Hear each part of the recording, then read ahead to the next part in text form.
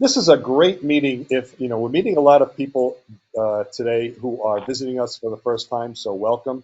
And this is a great topic if you're either new to job search or maybe you've been kind of stuck for a while, not sure why you've been not able to either get a good interview or hopefully land that position. So this is a program we call Uncover the Hidden Job Market. And actually, we kind of titled it a little differently of Get Unstuck, Uncover the Hidden Job Market. But the statistic here is kind of key. And I update this statistic every couple of years, and it never changes. The source changes, the year and date when I find it promoted, but up to 70% of open jobs are not posted.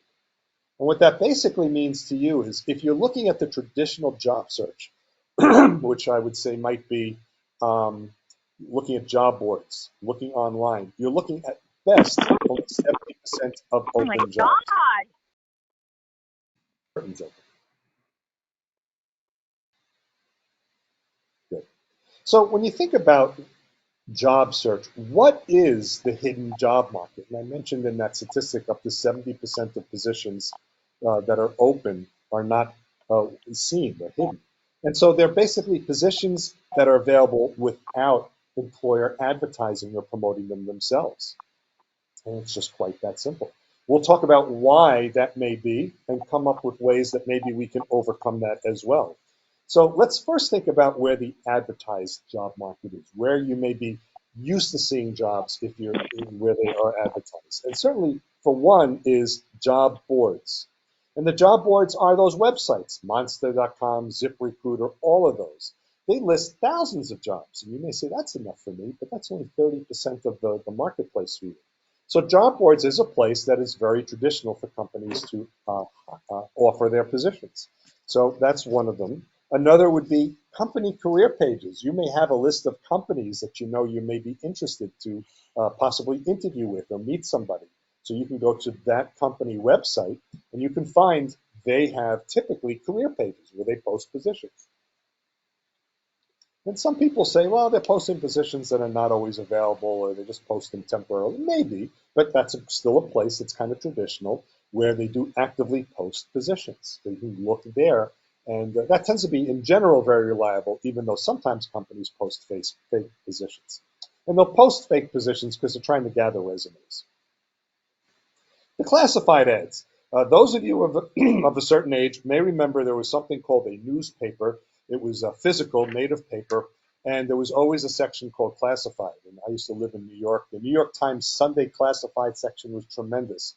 I can only assume the Inquirer and other papers were very similar, and always a great place to look for jobs then, maybe 30 years ago. Newspapers still have classified sections. A lot of them are virtual. They're online now, the newspapers. So you can check to see if companies are advertising there because the companies that are advertising may be targeting a specific audience, people that they'll do still read the newspapers. So it's another place where you can find positions. Another place, job fairs. Job fairs actually do have a lot of jobs. The downside about job fairs, if you are someone who has are in the middle or second half of your career, has an established career, typically when you go to job fairs, you see more entry level positions than you do see the more mid level and senior positions. And that's typical because what companies are doing are looking to staff up quickly and finding a fresh new talent that way. But do use the job fair anyway, because when you're at the job fair, you'll meet the HR people from the company. And they may not have a job for you now, but they may have a job for you in 2 months, 3 months. And then when you find that position, you can call that person that you met a few months ago at the job fair. So the job fairs are where positions are advertised. Recruiters, those are people, whether they're internal and they're employed by the company, or they're external, they're working for some third party and they were engaged by the hiring company. They have positions as well. And there are a lot of big companies, lots of small companies. Some of them are contacting you, some you're searching for, but they have positions as well. But they typically only have the positions that the company is advertising and letting them know about. Professional associations and trade associations are great places to find jobs. The reason why is there are people at those companies that you may be interested in, and those people may know of positions that are open. Also, companies that tend to be sponsors of the trade associations advertise and promote as well, and they often have the opportunity to promote positions. So they are looking to get a number of people pretty quickly from within their trade, within their industry, and they advertise there. So again, the advertised job market could be trade and professional associations. And social media sites. Lots of social media sites are being used by companies now to promote. They're promoting on Facebook, Twitter, certainly LinkedIn, lots of them. The reason why they promote jobs on those sites, and you may not think of a lot of them as traditional job board sites, is because they know their potential new hires use those sites. If it's a company that's a B2B, a business-to-business type company, they might advertise on social media sites that are industry specific. If they're consumer oriented, B2C, they may advertise on Facebook or Twitter, where maybe non-professionals typically hang out, or they hang out for not specifically professional reasons, but they're there. And so a lot of activity. Facebook has over 2 billion users, so companies will go fishing in that well-stocked pond. So that's another place where they are promoting jobs. So this is the advertised job market, where you add them all up, give or take, it's about 30% of the positions that are available are being posted among these places. So now we know the advertised job market. Let's think about the way hiring managers like to hire. Now, my career for almost half of my corporate career, I was a hiring manager. I had staff that worked for me. And so for me, when I learned about this is the way people were talking about it, I said, yeah, that's exactly the way I hire. And the challenge is a lot of hiring managers, even though they get promoted based on their professional skills, we're not taught on how to hire and interview people. We're just kind of expected to do it. And so when we have let's say a team, or a hiring manager has a team, maybe 5 people, just to use a number, and someone has left the company or has announced that they're going to leave. So now there's an empty seat, an empty chair next to us. One thing we don't like doing is we don't like hiring people. We like getting work done. But hiring is something that's extra, takes extra time, takes time away from our days. So we look to do other means of hiring than going out to market. And the first place that hiring managers like to go is reach out to people that they already know and trust. They'll talk to someone maybe they worked with at another company and say, call them up or send an email and say, hey, I've got this open position. We worked together before. Would you like to talk to me about the position? And the reason why, it's easy. It's easy. It's someone that, as a hiring manager, I trust, I know, I'm comfortable. I'd like to work with that person again. If they say yes, it could be a very fast process. So hiring managers typically, first, they go to the people they know and trust. So let's say they call a few people who they know and trust, and they all say, no, they're happy where they are. They're not going to move. So where might they go next? They might ask people, who do you know? Who do you trust? So now they're talking to their people, and they'll get a recommendation or a referral. And with that recommendation or referral, that's easy too. So if someone says, oh, you want to talk to that guy David because he's pretty good, it makes it easy for that hiring manager to reach out. And if that doesn't work, then they look to strangers. They go out to the open market, which is basically the job market that we're competing in mostly, and they're looking there. It's a longer process because they don't know us. They have to vet us. They have to get comfortable with us. It spends more time. They have to read all those resumes and such. So that's why hiring managers go looking for people, the strangers, last. That's why they go out to the traditional job search market a little bit last. So why then are the jobs hidden? Okay, that's the famous iceberg. Only about 10% of an iceberg is above the water, and about 90% is below the water. And so that's why I use that picture. Well, for one reason why the positions that are open are not advertised, the hiring manager is waiting for approval. I've always found that funny when I've worked for companies and I'd have to fill a seat. And I would tell my boss, listen, yesterday somebody was sitting there. They left. Why do I need approval to refill that seat? It's already in the budget. And I've never understood why they've slowed the process down, but it's almost always been the case. We've got to go through senior management to get the approval for you to refill the position. We needed the body. We don't have the body. So the hiring manager knows about the position, but going through the formal process in the company of getting approval, sign off from the supervisors of the company. The hiring manager, as we showed in the last slide, is looking at his or her own network. Who does the hiring manager know? The hiring manager is going to reach out to people that he or she knows to find that next person. It's just an easier and faster process if that person is available.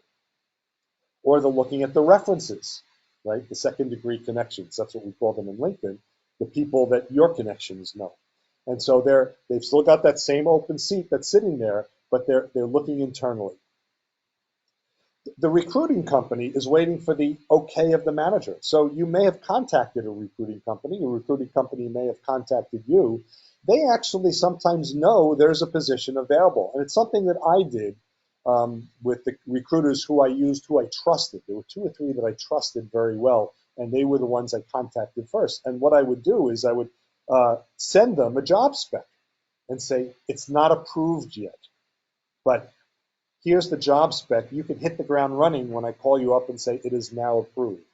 If you've ever gotten a call from a recruiter or you've seen an advertisement that you've answered and they will not at all tell you the name of the company, there's a good chance what they're doing is they're recruiting for that position, but they're not ready to interview yet because they didn't get permission. So they're hitting the ground running. Why do companies do that? Why did I like to do it? The reason why is if it was a week later and I called the recruiter, I said, all right, it's an open position. They have names already. They've collected names. They can turn over names to me in a few minutes and resumes in a few minutes. So that's why they do that. So recruiters do sometimes know some of the hidden job market at companies. HR is looking internally. A mid-sized company, a large company, they may have staff that they can transfer from one group to another, or they can promote. Now, the good news is a job movement, whether it's a lateral move or a promotion, does leave an open position somewhere. But now that they promoted someone or moved someone from another department, that may not quite be the end position right for you. But there will be an open position. But HR may be looking internally. And HR could be quite busy, so they may not be doing that very quickly right now, but that could just be the process that's waiting for it. But the hiring manager knows, HR knows there is an open position. They can't publicly advertise it. They won't even put it on their website. They may have an internal website, but not publicly for all of us. There may be an upcoming retirement or an upcoming life event, right? If you think about how someone may retire, they typically don't retire with 2 weeks' notice. They may say, I'm going to leave in 6 months, and giving the company lots of time. That tends to be very common. It also gives the company more time to go out and buy a gold watch for that person. So now the company knows in 6 months or 3 months, whatever, there's going to be an open seat, but they're not ready to recruit now. They want to wait until it gets closer to the retirement time. Or other life event could be like a woman who's expecting a child and said, in 3 months, I'm going to take a maternity leave and know that there's going to be an open position. The company may or may not assume she will or won't come back. They are required to hold a position for her, but it doesn't have to be the same position. So they could fill that position. So they know in a few months. So other life-changing event. And of course, this paternity leave for gentlemen as well, or for people who adopt. Of course, men and women may need to take time off, and you'll know about it in advance. HR has other priorities now. What do you think HR does besides hire people? Yeah, it's always the first answer. They fire people. Actually, HR really doesn't fire people. Your boss fires you. HR just does the dirty work. But HR actually does a lot more than just hire and fire. They may be going through year-end review process. And if you've ever gone through that, you've gotten a sheet that you've got to either fill out or read. Well, that's a time-consuming process that HR and management goes through. Some companies have goal setting in the middle of the year. Are you hitting your goals and your targets? How can we adjust so we can keep ourselves on target? Depending on the size of the HR department, if it's a little bit smaller, the HR department can be busy renegotiating benefits with the benefits providers. If you've worked long enough, you may have been in a company every 2 or 3 years as a new insurance company, a new retirement plan. They've got a better deal. So HR does get busy with lots of other things. So they're not focusing on filling that one position. But are all those jobs really hidden? And they may not be. So what thing you want to do is you want to get to know more people. They can be recruiters, they can be hiring managers, they can be lots of people. There are a lot of different people that are available that you can know, and any one of them may know about a job. You don't need to know lots and lots. Well, the more people you know, better, but you don't need to know everybody in a company to find out about a job. So let's kind of run through a scenario that may be the case. There's an open position at a company. And who's going to know about it? The hiring manager. The hiring manager knows that they have a position open. Yesterday, Bob, Sally used to be there. Now they're not there any longer. I've got to fill that position. So the hiring manager, if you know hiring managers at companies, you may be given insight into positions that are available. You may be able to talk to someone who knows about a position, even if it's not yet published. So a hiring manager is a great person to know. But there are other people in the company. I'm going to show you there are going to be 20 or more people in the company who can know about any one open position. The next could be the department manager. Remember, the hiring manager does often need to get permission. Yes, I had someone sitting there yesterday. I need permission to refill it, whatever their process is. Or they have a hiring process they have to go through. So the department manager has to approve that position. In a larger company, it could be division leadership may get involved. There could be a lot of leaders in the company. There now may be, if we're keeping count, 8 people who know about that one open position in the hiring manager's department. And now division leadership may have had it as a line item in their monthly meeting. Now, the higher up the chain you go, the less those people know about the details of that position. So just be aware about that. So you may know somebody who's kind of a senior manager in the company, and they'll say, yeah, we do have an opening in accounting. But if you ask them questions about it, they may not know the details. But your question to them would be, who should I speak with? And they'll put you in touch with the hiring manager or somebody. So just be aware when you speak to someone who's higher up in the company, they may not have a lot of details, but they're going to have the key clue to get you targeted to the right person. So here, so far, there may be up to 8 people in the company that know. The HR director, HR of course knows about there's a position because they typically manage that process. In a small company, it may just be 1 or 2 people in HR. In a large company, it could be a lot of people in HR, including the HR director. So if you think about a medium company or a large company, the HR director probably isn't doing the recruiting. In a small company, it could be the 1 person or the 2 people are. But in a large company, it may not be. They have HR generalists. The HR generalists, the people that really work in HR, right? HR directors do nothing. HR generalists do all the work. And I'm sorry, if there are any HR directors here, my apologies. I know you do other senior level work. But the generalists will know. So there's at least 1 generalist who's assigned to recruit for that position. And so you may want to get to know someone in the HR department to find out positions available. And even if it's a large company and that HR person doesn't know much about the position, they may say, oh, you want to speak to Sally or Sam in the department. They're recruiting for the position. And so they can point you in the right direction. So right now, 10 people in this company know that there's a position that's available. Let's see who else may know. Coworkers, right? Coworkers are fighting for that window seat. So they all know that there's another position. Sally used to be there. She's not here anymore. We wished her well at the party yesterday. And now they all know that there's a position available. So if you know people kind of who are the potential of your new coworker, the coworker of that position that was open, they're going to know about the position as well. I kind of said they're 1 to 5, could be more, could be less, depending on the size of the position, the size of the company. So now there could be up to 15 people in this company that know about this one opening that may be of interest to you. Right? There are more. Who else might know about it? Who? Sally, yeah, that's true. The person, I should put Sally up there too. Sally or Bob or Sam, whoever.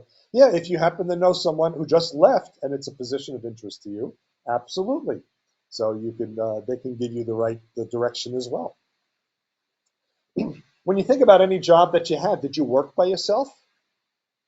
A lot of times work was given to you, well, by your boss, but from another department or another division. And then when you were done, the result of your work moved on as well, right? There's kind of a workflow. So the dependence of that position that you are trying to fill, those people may know as well. So I've shown you 20 potential different people, and thanks to Scott, now 21 people, who in this company may know of that one open position. So what it basically means is you got to get to know more people. It doesn't mean you need to know 20 people to land. But what it shows is you don't just need to know the hiring manager. there's a whole different group of people that you can get to know in different industries, in different companies, different roles that could be helpful to you. And these are people that are going to know about positions that are not yet posted. And we'll talk more about in just a moment of how we get to find some of these people and talk to these people and get them to know us a little bit right now. So how do you get to know more people? Well, one is you're here, so you get to know others, get to meet other people. You're virtual, people who are virtual. Well, one is networking. And so networking is basically, and I thought this was a good definition, the exchange of information among individuals specifically to cultivate productive relationships. People, before you come to a program like this, say networking is to find a job. Not really. The end result could be that you find a job, but networking is to have productive relationships. I'm not job hunting, so I network if I need a plumber or an electrician. I network for different reasons. Clearly, you here, if you're job search, that's part of what you will network for as well. But really, it's to build relationships. Because when we have relationships with people, we're more apt to do referrals and to help them. We tend not to help strangers until we get to know them. So we want to get to have that productive relationship. It's a means of connecting with people and connecting with anybody. There's a gentleman who'll be presenting here in 2 weeks, Marty Latman. He tells a story. We'll see if he tells it in 2 weeks. If not, you've heard it at least. He got laid off, went to get a haircut. His stylist connected him with someone who was able to get him an interview with the company he wound up landing. His hairstylist. He went for a haircut, got a connection for someone who knew about an open job. So you connect with anybody. There's 20 plus people and anybody. Also, stay in touch with your contacts. You want to maintain a relationship. You want to build and cultivate a strong relationship. Just because you met somebody doesn't mean you know somebody. They don't know you. So you want to kind of keep the relationship strong. And there's different ways you can do that. There's kind of a little joke. There's a fine line between networking and stalking. So you don't want to be a stalker. Don't send an email 5 times a day. Hey, what's up? What's new? Tell me what's going on. Hey, you want to go out? Let's come. You come to my place. I'll go to your place. But maybe after meeting somebody, you happen to read an article a couple of weeks later, and it's very relevant to the discussion you had with someone. Send them an email. Link the article. Hey, I saw this and reminded me of our discussion last week. That's kind of a way you keep people in mind. Networking is not about who you know. You can know lots of people. I was in a men's room once in Madison Square Garden. I met the comedian Richard Lewis. I don't think he knows me. Networking is about who knows you. Unless he thinks about that guy who asked for an autograph in the men's room. That was me. That was my brother. So networking, developing that relationship, you want to get people to think about you who know you. You don't have to be best buds, but just if something comes up that triggers them, maybe about that open position or any other information, they'll say, oh, that guy David, I think I can introduce you to him. He'll be helpful. You want your name to be, well, your name is David, but you want your name in that sentence as well. It's about building relationships. And I can tell you with 100% authority that it is about building relationships. And here's how. It's in bold red. And I would not put it in bold red if it wasn't true. And I think I read it on the internet. If it was on the internet, it was true, right? Everything on the internet's true. Right? Everything on the internet, not everything on the internet is true. There's a lot of true stuff, and there's other stuff you have to manage on your own. And I'm not making this a political discussion at all. Oh, intermission time. So if you have you haven't been had a lot of questions yet, any questions right now, either virtually or here in the room, about what we talked about so far? And I did put a cup of coffee and a sandwich because there is a cafe right there. You can bring stuff in if you like. It's nice the library allows that. So far, so good. Okay, good. So then we will move on. Yep. And like I said, just raise your hand or virtually just say, excuse me, and that'll be fine. And we'll address your question at the time. Yeah, a few people in the room may remember in movie theaters they used to have intermissions. In shows and plays they have intermissions, and the curtain opens again. Any fans of the Godfather movies? Godfather Part 2. they actually have, if you watch it straight through, right in the middle, an intermission page. So I guess in the theater they had to change reels or whatever. So why should you network to find a job? We talked about a moment ago that networking is a key way to meet and get introduced to people. So why use networking as a means for finding a job? This is from a University of Michigan study. I should have put the year up from a few years ago. Your odds of getting a job through a job site application is 1 in 250. That's any one of those applications where you submit an application online. Some people call them ATS, applicant tracking system. I make fun of them a little bit. I call the ATS applicant tracking system because your odds are 1 in 250. It basically comes up with the study. They said as many as 250 resumes can be put in for a position. So it really brings your odds down. If you are fans of going to Atlantic City or Las Vegas or one of the nearby casinos, I'm sure you will not sit at a table or play a machine that's going to play 1 in 250. You will lose your money very quickly. 0.04%. But what they did find, employee referrals only make up 7% of applications. Very few people are reaching out to other employees in the organization, but makes 40% of the hires. And by the way, see a few of you taking notes, perfectly fine. I will be sharing this slide deck with you later, so you can download it if you'd like. So if you miss anything, you'll be able to download it. Of course, this is being recorded. You can watch the recording as well. So this really increases your odds. If you know somebody in the company, you're more likely to get hired than if you're going to use one of the job board applications. So speak with someone who works at the company. Get to know someone at the company. That's why you network for a job. You increase your odds from 1 in 250 to really 4 out of 10, which is, I'd go to Vegas and play 4 out of 10 table all the time. On the other hand, I don't like gambling, so I just don't do it. So what if you're nervous about networking? A lot of people are. Oh, yeah, go ahead.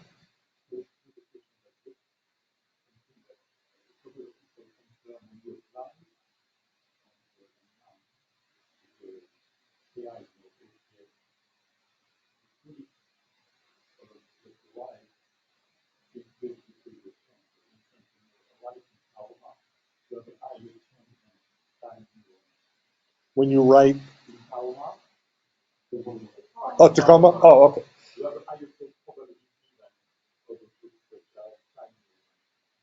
Yes and no. We could spend an hour talking about the ATS. We will later in the year have someone talking about the ATS. I'll give you the hopefully 1-minute synopsis. Yes and no. The computer can read through fonts, typically.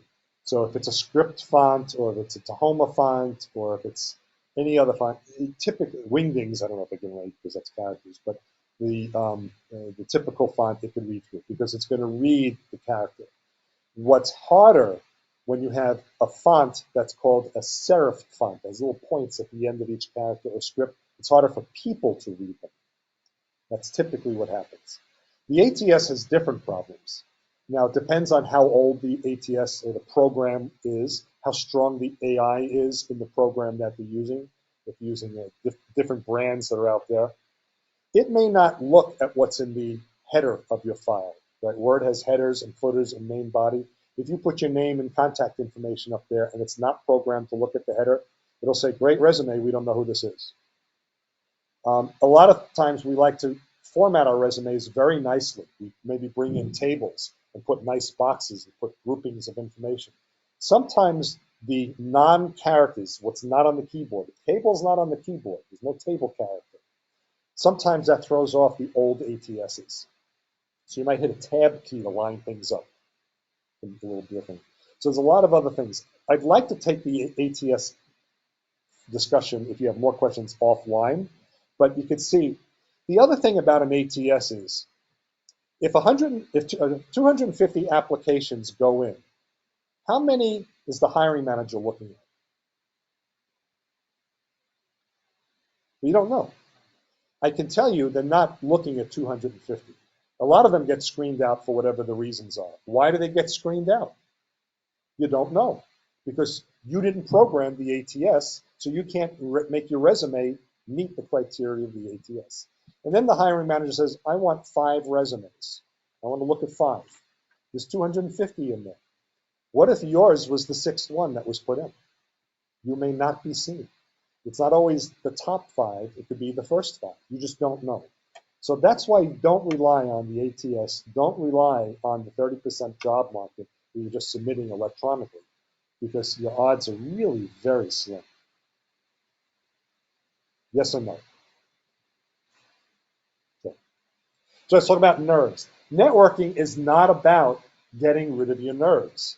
And you may think of me, I don't know that you do or don't, a lot of you are meeting me for the first time, that I would not get nervous in a networking situation. After all, I'm standing up in front of a group of people. I've stood in front of 100 people. That doesn't bother me. I don't like networking. I'm a little bit of an introvert. So it's not about getting rid of your nerves. It's about channeling your nerves or your anxiety into a little bit of a strength or a little bit of a power. You may have heard discussions with actors, even famous ones, who say right before the curtain goes up, I get stage fright. But as soon as the curtain goes up and they say their first line, they get focused. They use that anxiety. And we do that all the time. Maybe you don't like to get shots, but you get that flu shot. Maybe you do it on. Again, not trying to make a political discussion. And you feel good and you get through it. We always use anxiety to channel anxiety into a strength. And that's what happens. Don't worry about if you don't like networking, you're nervous about it. You'll leverage that. What you may need to do, you may need to take a few minutes to kind of center yourself. And there's lots of ways you do that. Take a deep breath. Amy Cuddy had the superhero pose, right? You take the superhero pose before you get started. Whatever it is that you need to do to get focused. My niece is definitely afraid of needles. She doesn't like getting shots. She could be right there in the chair. She's trying to center herself while the poor nurse is giving her a shot. But then she gets the shot. Then you even ask yourself, why am I here? Why are these people important to me? Refocus on the purpose of the situation that you're in of meeting someone, rather than just focusing on the fear of the situation. And you go, yes, this person is important because they know that hiring manager I want to talk to. Or they work at a company I want to learn more about. So figure out really why you're there, what's important. Maybe even visualize the session. A lot of therapists talk about this. So imagine it going very well. What would a good session be like? That doesn't guarantee you'll have the perfect session, but it'll really put you in a positive mindset. Think about the things you really want to accomplish. Think past the nerves. Think past the fumbling your words or whatever you're concerned about. And maybe even think about that best case scenario, because that positive energy is really what's going to help you focus. Okay? Or maybe if you're able to maybe drive to the meeting beforehand and you're in the parking lot, you may want to listen to some music. If you walk, you have your phone or your MP3 player, whatever you've got. Listen to some calming music, listen to some chants, whatever it is, something that'll give you a little bit of a boost to help you focus. So a lot of people have nervousness over different things. We do find different ways to kind of get through it. And so just, again, use that here as well. But you're an introvert. I'm an introvert. I can't network. I'm an introvert. I thought about this for a long time, and I actually came across, or I determined, at least for myself, no, the introvert is not a bad thing. It's a really good thing. And the reason why I think networking is perfect for introverts. And you have a little bit of doubt right now, wondering, no, I don't want to talk to people. I'm an introvert. Introverts don't like big crowds. Networking is perfect for introverts. You're most effective networking by meeting that one person and having that one-on-one conversation. You're less effective in a discussion when it's you and a bunch of people, because everyone has to get their 2 cents in.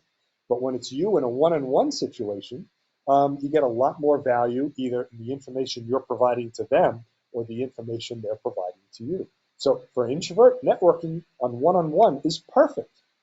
So go with the mindset of, I want to meet that one person. There's a number of people in the room here. You may find one you want to make sure you speak with. As introverts, we tend to be quiet. That makes us a good listener.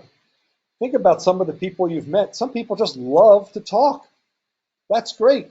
Absorb everything they have to say. They may be giving you a lot of good information about whatever it is that you're there to talk about. What's the company like? What's the company culture? You might find someone who's very talkative. Works out very well being a listener. Also, we don't like to talk about ourselves. We tend to be very introspective, so we can be a very good helper to others. And think about the people you are most willing and eager to help, where you don't think twice about helping. Those are people that have helped you in the past. So be a helper. Be a helper first, and people will remember that. Remember, networking is about not who you know, but who knows you, who thinks about you. And they'll think that, hey, that David helped me. I may leverage that at some point, help him. And typically, as introverts, we tend to have a close, tight knit circle of friends. And so in a networking situation, we will be effective in a small, maybe group. So you may want to meet in a small working session with the same people, maybe once a week, every 2 weeks, every month or so, and have kind of a work group, work among yourselves. We do that here a little bit in a bigger group. We have a virtual group now, plus us in person. This group used to meet in person, and we were much larger when we were only in person. But that's not always a way to get a good group of solid relationship. You might go out with 2 or 3 people afterwards for a cup of coffee and kind of talk about things. So work in a tight group of friends. You get a lot of good, effective feedback from those people as well. So don't worry if you're thinking, I'm an introvert. Networking, I figured out, at least for me, is perfect being an introvert. Hey, David, Yep, this is Bill. yep. The other comment about the introvert is it, sometimes an introvert will get very um, thrown off by a large group. And I think it's important to have a mindset that you don't have to talk to everybody in the room. There are 50 people. Say, set yourself a goal. I want to meet 3 people. Oh, good idea, yeah. And just focus on that. Don't put the pressure on yourself to try to talk to them. Yeah, good idea. Absolutely. So I remember when I was a kid, I went to summer camp, and I was a little homesick at the beginning. And the counselor said, you just need to make one friend. And in a couple of days, we made friends, and it was cool for the summer. So yeah, just go with the mindset of even though there's a room full of people, you don't need to meet all of them today. Yeah, so thank you. So now that you may start to be thinking there could be some value in networking to uncover the hidden job market, who should I network with? Well, you can network with anybody, certainly, but let's kind of target it a little bit. Strategic partners are a great group of people that you can network. Find a strategic partner. These are professionals that have kind of complementary businesses. They may be in the same target market, but they do something a little differently. So maybe you are an accountant in the logistics business. You want to stay in the logistics industry. You might meet a salesperson in the logistics industry, or maybe financial planning and analysis, or IT. So these may be partners, people that use the accounting department, but they won't be necessarily future direct coworkers of yours. So you could find these strategic partners. This is a great group of people to begin to network with. Another group of people you can network with, subject matter experts, people that know more than you. These are people in the area that know more than you, and they're willing to share ideas with you. So, even today, I'm giving this presentation. Scott had a suggestion. Bill had a suggestion. They were great suggestions. They'll probably be included in the next version of this presentation. So subject matter experts are great people to network with. They're not necessarily your competitors. And really, anybody who's in your current network. These are people that you're already connected with. You want to strengthen and leverage those relationships. Family members are also good. We'll talk about those in just a moment. You may say, I don't need to network with my family. I know my family. We'll see. So, good. So there are different types of networking, different types of situations. You might find in this list, 1, 2, or 3 of them might make sense for you. Some may not make sense for you. Some you may be more comfortable with. Some you won't be. A one-on-one. Hello, introverts. You might just send an email to somebody, or pick up the phone, or in the virtual world have a Zoom, or go to meeting, or Google Meet session. Meet for coffee, meet for lunch.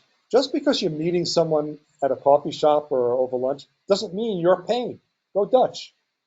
You're just going together. Depending on how well you know the person, I'll pay this week, you pay next week. I have a few friends like that. We meet for coffee and we take turns. And then something we're going to talk more about in a moment, which is why I underlined it. The informational interview. Informational interview is not a job interview. It's, well, take it literally. You meet someone to get information. And these tend to be one-on-one and very effective. Groups. Anyone been to a job seeker support group? You shook your head. No, you're here. You're all, at least this may be your first one. So when I see shaking hands, but a group like this could be a great place to meet other people. You may meet someone in your industry at another company, maybe even a company, it's one of your target companies. Meetups. Okay, Meetup.com is a website. It is not the world's #1 dating website. It sounds like it is. That's not what it is. Really what it is, it's a virtual marketplace or forum of like-minded people. They form these groups, but the added benefit of Meetup is they strategically try to have in-person groups. And now that we're coming out of the pandemic, they're more and more going back to meeting in person. Professional associations, whatever your industry is, it could be the industry that you're interested in. It could be the role that you're interested in. If you're an accountant and you're in the logistics industry, you can go to an accounting professional association, or you can go to a logistics professional association. But great place to meet people. Or form your own work groups, kind of similar to what I said a little bit earlier. As a networker, you have a tight, as an introvert, you have a tight, close-knit group of friends. Form your own little work group. Work together. Social media, a great place to find gazillion people. I think that's the official count in Facebook right now, the gazillion. But here are some of the bigger websites that you'll find that are out there. LinkedIn is the #1 business-to-business website. Twitter, I'm not going to comment politically, but I think they're going through a transition is all I will say. So just be a little cautious on Twitter if there's a concern that you may have. Facebook is the #1 social media site on the planet, over 2 billion active users right now. Instagram, great for video. Snapchat as well, Pinterest as well, although a little bit less. YouTube, great place to watch people. So video type sites are becoming very popular. We'll put the politics of TikTok aside for the moment. Another place to get to meet or know people. Blogging, people are writing all the time. You can write a blog. If you have any topic of interest within your profession, you may want to start a blog, write once a month. I've been a little lazy lately, haven't blogged for a few months, but I've got 100 posts out there. I tend to write about technology topics, but to the layperson, because my clients are not technical people. I'm an independent IT contractor. My clients are business people, and they just want to, me to explain it in layperson terms. And if you're not ready to write on a blog, if you find the blog that's of interest that you read occasionally, write a comment. Let people know that you're out there. So another way to be active on social media. Yeah.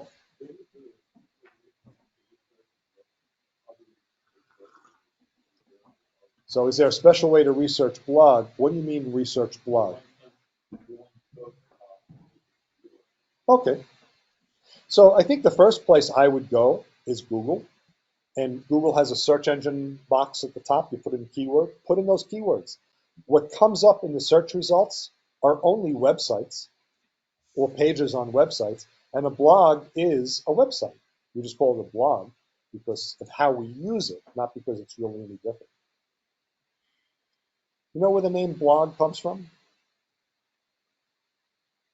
Mm-mm. Weblog. It used to be called weblog. So it is a website. And then human nature, we shorten everything because we're lazy. And other places, volunteer organizations. I was in corporate America for 30 years, worked for a couple of companies in IT. After my second layoff, I started my own independent company. And the first thing I did was I did a volunteer tech project. And it really got me started. So it was a great place to meet people. I helped a behavioral health organization. They were sufficiently pleased, and they referred me to a not-for-profit networking group. And I went there, and I've gotten clients from that group. Volunteer is a great place to meet people. And there's volunteering in different types of volunteering. It could be industry-related or not. That's up to you. Religious organizations, if you're affiliated at all, temples, churches, synagogues, and so you can go, and they often have their own groups and ministries with people. You may meet people there. Chambers of commerce are great for if you tend to be a business or small business oriented. You want to meet other business owners or people who work for businesses. Family functions. I put that in there on purpose because I thought about, as much as I love and care about my family, I realize I don't really know a lot about them professionally. And in turn, they probably don't know a lot about me professionally. So when you see someone at that once a year family function, the wedding or family gathering, whatever, you may just not, in addition, say, I'm fine, I went on vacation, things are good. Let me tell you what's new at work. Get them thinking about you professionally. My father, he passed a few years ago. All he knew was I was in IT. He didn't really know what I did. I tried to explain it to him. It was hard for him to kind of get that. He was not in that. But I realized that there are family members that don't understand what I do. So it might be the same for you. The checkout line. Did you ever go to the supermarket when the lines were long? Maybe you're complaining to the person in front or behind you. That checkout person is so slow. Have a discussion with that person. You never know where it's going to lead. The library here has great resources. One of the strongest resources they have here for anybody, not just if you don't have to have a library card and be in Princeton. They have a reference desk. The reference librarians, they're eager to help you. If they see people at their desk, they salivate. They love helping. You got a question about anything, not just where to find a book. What database can I use to find more jobs? They have them here. They'll be happy to help you. So ask the librarians, the reference librarians. So there are lots of places that you can network. So one I said I would talk about is the informational interview. And by the way, I didn't forget your question about how to get in touch with recruiters. They're anybody. They're among the people that you could get in touch with. We could talk a little bit offline if you have a more targeted question, if you'd like, but this works for everybody. But the informational interview, have you heard of this before? Some people have, a couple haven't. Okay. This is incredibly powerful. So we'll talk about what it is and how you can get one, hopefully. It's a conversation. That's all it is. It tends to be informal or semi-formal. Sometimes you meet in somebody's office. It could be a little formal, but it could be an informal circumstance. You might just meet in a conference room. You might meet in a coffee shop. It might just be a phone call. It's just having a conversation, ideally with someone who can help direct you and teach you more about the company. Okay. So you as the job seeker, you want to get information about the industry, about corporate culture. You want to learn more about a prospective workplace or the industry if you're going to be changing roles or changing industries. You're there to get advice on your career. And you don't have to ask, can you give me advice about my career? You could just ask targeted questions because there's specific information you want to get. And so you'll ask those specific questions. So that's what's in it for you. What's in it for the other person is they may be an employed professional that you're talking with, and what they're interested in is they want to see, is this person I'm talking with someone that I could work with? Because there may be a job in 2 months or 4 months or 6 months. There's not one yet. It's not even a hidden job. But there may be one in the future, and they will think about you because you had that conversation. You may even be keeping the relationship going, right? Sending a link to that article of interest. So it's not about the job, but the underlying is about getting to know someone that could help you with your career. So it is kind of about employment. So they're interested in learning and meeting more people. Remember, the hiring manager doesn't want to hire strangers. They want to hire someone they know. Here's how you become somebody that they know. So the context of the informational interview is not about a job. It's not about hiring. Don't ask for a specific job. As a matter of fact, it's typically a turnoff. Because if there's no job that this person has, it'll be a turnoff hearing that that's what you're asking about. But if you're asking about learning about something to get some information to help them possibly, that's what makes it powerful. So here's what you can do. This is what I find works for me. So like I said before, I look to ask for advice, a little bit of guidance. How can you assist me? But rather than asking how can you assist me, I just ask targeted questions. I tend to keep it fairly short. And the last thing I want to know is there anybody else you can recommend that I speak with? Again, one-on-one. So the introvert in me says, I just want to talk to one person. I don't want to talk to a room full of people. So I'm talking with someone now, and then learn a little bit, and then they may say, oh, there's this fellow Bill you'll want to speak with. And maybe Bill, maybe this person I'm talking with will even facilitate the introduction. Don't ask for the job. How to initiate? I can ask a mutual contact.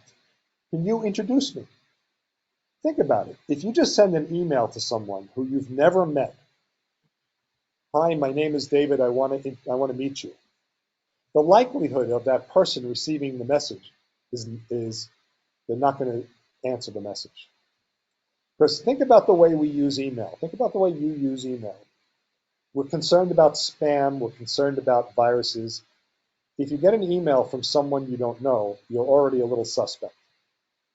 And then you look at the subject. And if the subject doesn't make sense and you don't know the person, you're very suspect. You may not open that message. You may put it in the spam folder right away or just delete it. What you can do, what I do, right in the subject, I might write, Bill suggested, Bill's in the back, Bill suggested I speak with you or that we have a conversation. So even though I don't know this person who's writing, I know Bill, I'll trust this message. At least open it and read it. I won't press on the links in the message because that's dangerous, of course. So now I'm getting someone to be interested in opening my message. And what I'll do is I'll reference that recent contact. Bill is a mutual friend. Bill is a vendor of mine. He's a friend of yours, whatever the relationship is. Having a conversation with him, he suggested I talk to you about such and such. Do you have time for a short discussion? That's all I ask for. And I get a very high hit rate, 60, 70%. You never get 100%, but a pretty high hit rate, success rate. Have ready questions, targeted questions. Don't have open-ended questions. So, tell me about your industry. What's good about your industry? You want to find out something specific, and you only have a few minutes of information with that person. If you ask an open-ended question, you may use those few minutes for not getting the answer that you want. So you want to get the information that will help your job search. So I find this to be very effective, very easy, and it's a one-on-one exercise. Also, develop and grow your online presence. Before we shift to online, any questions about what we talked about so far, the networking or the informational interview? Anybody online? Okay, I'm thorough today. Yeah, Dave. Oh, yeah, if you don't mind. Like a rock star, right up there. There it is, green button, yeah.